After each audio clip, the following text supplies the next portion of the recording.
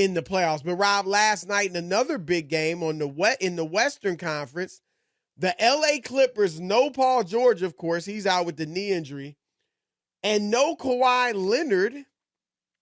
Normally that means an L against the Memphis Grizzlies. That means no W. Am I right? Yes, but last night with Russell Westbrook having what many are calling a throwback performance, they beat the Grizzlies 141-132. And Rob, Westbrook's numbers 36 points, 10 dimes, 4 rebounds. And get this, he shot 5 for 5 from three-point land. Rob, that is the first and only time in his NBA career that he has taken at least 5 three-pointers in a game and hit them all. First time in his career. I would venture to say it's the first time in his life.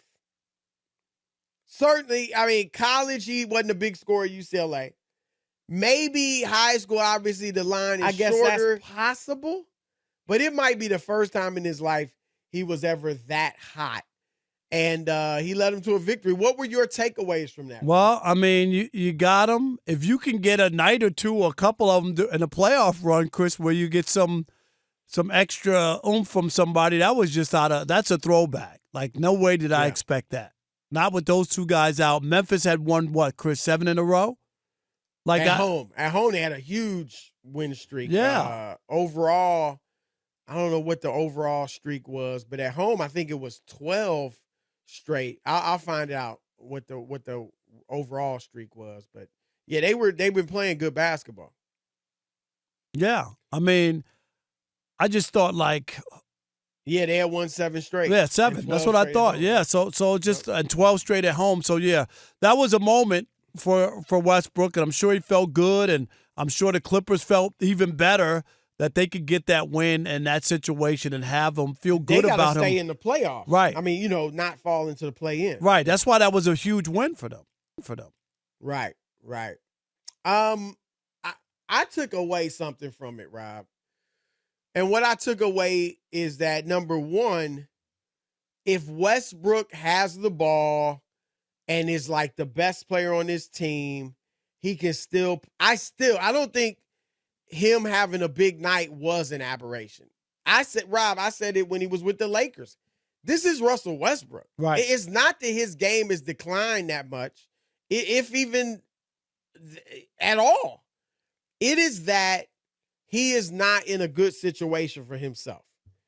And last night, look, I'm not saying he could lead a team deep into the playoffs as the number one guy, but he probably could lead you to the play-in. Not that that's something to shout about, but I mean, if Charlotte or some other, I mean, we saw Washington. Now they got Bradley Beal, but he led them to the playoffs, average a triple-double. Like a bad team, and it's his show, he could probably get you in the play-in and put up huge numbers and maybe even still average a triple-double. But, Rob, as the second guy, I think he can also be effective like he was with Durant. He was the second guy, and Durant was the first guy, and they didn't win a championship, but that was a really good team. Right. And I just don't think he's built to be a third guy, because a third guy doesn't have the ball in his hands. A third guy doesn't get volume, a volume amount of shots, like a lot of shots, where he can get into a rhythm, work through slumps. And Westbrook's game, his skill set is just not built for role playing.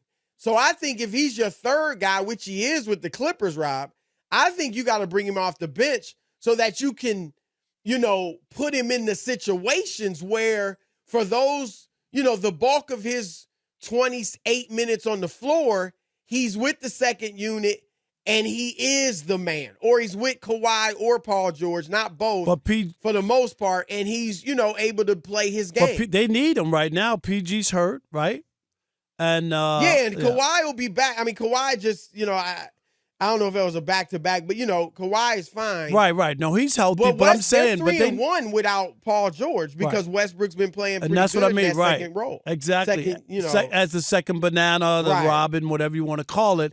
But they need him right now. And if you're the Clippers, you got to feel like, okay, This is why we went out. I know it was an ugly start. Chris, what they lose their first 5 games or something with them? Yeah. It was not a pretty picture. And people were like, oh, God, why'd you get that guy? And then he has a night of turn back the clock.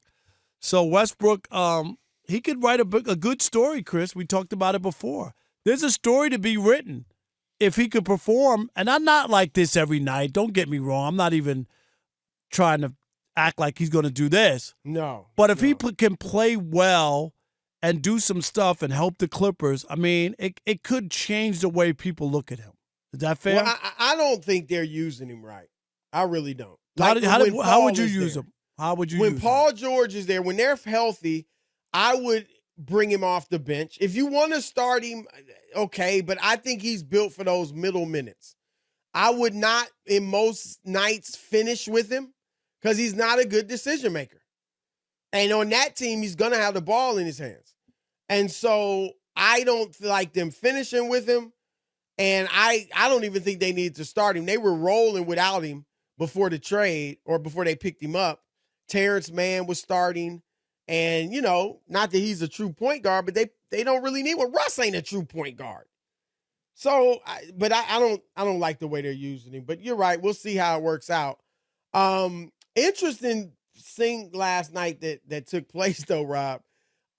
Westbrook tried to have a fan kicked out of the arena. Rob G, come in, explain what happened, because he wasn't successful, but explain what happened. Yeah, well, Russell Westbrook was very successful on the floor. He had a fantastic game, as you guys mentioned.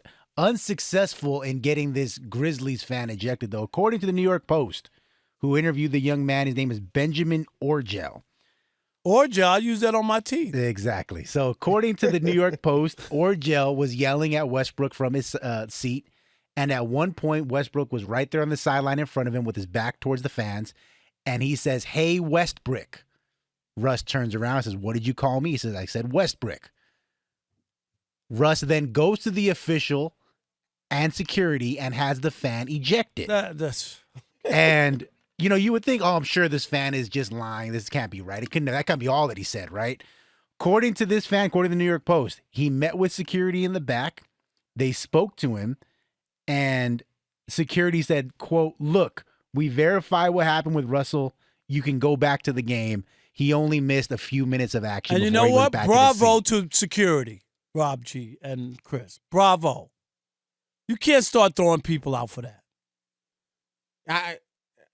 I'm with you. I mean, come on. And Kyrie's been trying. Did he get one fan ejected? He's just trying to get another one. Was trying to get another. Look, if you want to start ejecting, and obviously the arenas aren't going to do this, thankfully, Rob, as you said. If players can't handle someone calling them a derogatory name that, you know, that's not going against your family. That's not dirty. That's not racist. Right. I'm so non-threatening. Come on.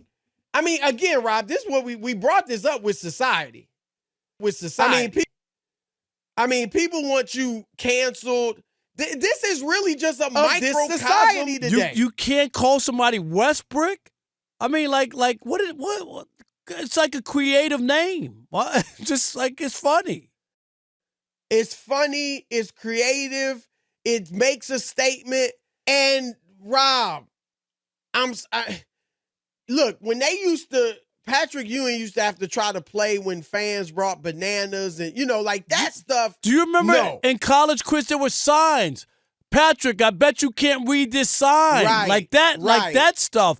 They were throwing banana peels at him. I mean, are you kidding me? That's racist as hell. Right. But if it's not racist, nothing like that, like non-threatening. Really? Right. I'm just But thank God, though, that the security people reacted correctly, which is I'm right. starting to wonder about some of these players. You can't handle somebody.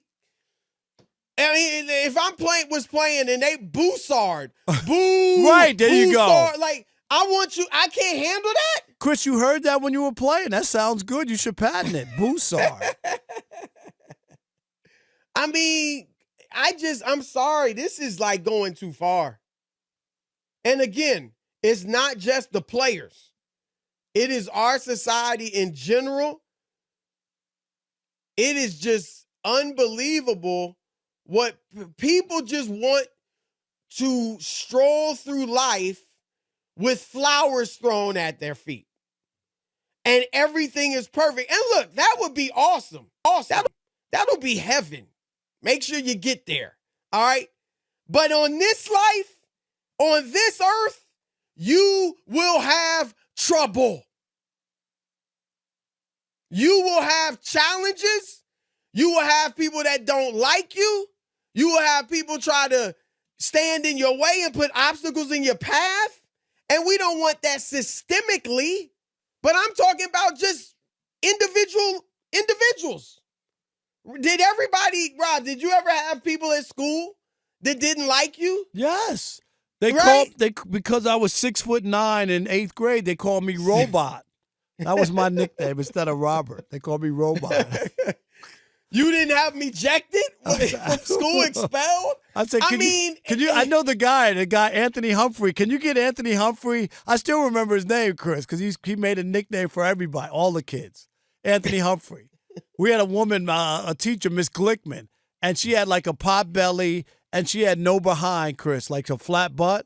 Miss Glickman, and Anthony Humphrey came up with. He used to say Miss Glickman. He called her Miss Butt in the front. Cause she had a, No, it was. I mean, it's life. It's life. Everybody's not gonna be your cheerleader, right? So I'm just like I said. It's not even just the players. Although I would expect more from them. Come on, man. I mean, but it's just our society in general.